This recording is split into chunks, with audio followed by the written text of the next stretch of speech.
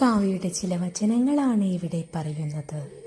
എപ്പോഴും ധർമ്മഗ്രന്ഥങ്ങൾ പഠിക്കുകയും ഭഗവാന്റെ അനുഗ്രഹത്തിനായി സൽക്കർമ്മങ്ങൾ ചെയ്യുക, മറ്റുള്ളവർക്ക് പരോപകാരം ചെയ്യുക, ധർമ്മത്തിൽ അടിസ്ഥാനമായി ജീവിക്കുക, സത്യസന്ധതയും ദയയും ജീവിതത്തിൽ പാഠമാക്കുക, എപ്പോഴും ഭഗവാന്റെ ചിന്തയോടുകൂടി ഇരിക്കുകയും ഭഗവാന്റെ സേവകരാണ് നാമെല്ലാം എന്ന് മനസ്സിലാക്കിക്കൊണ്ട് ജീവിക്കുമ്പോൾ മാത്രമേ ജീവിതം സഫലമാകുകയുള്ളൂ.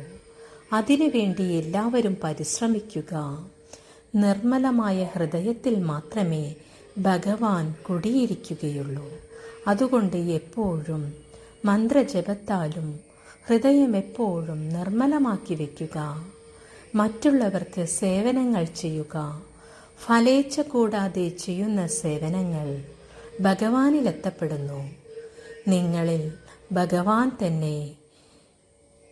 ഭഗവാൻ നിങ്ങളിൽ തന്നെ വന്നു ചേരുന്നതാണ്. അതുകൊണ്ട് എല്ലാവരും സത്യസന്ധതയോടുകൂടെയും ദയോടുകൂടെയും ഭഗവാന്റെ കൃപയ്ക്ക് വേണ്ടി പ്രാർത്ഥിക്കുക.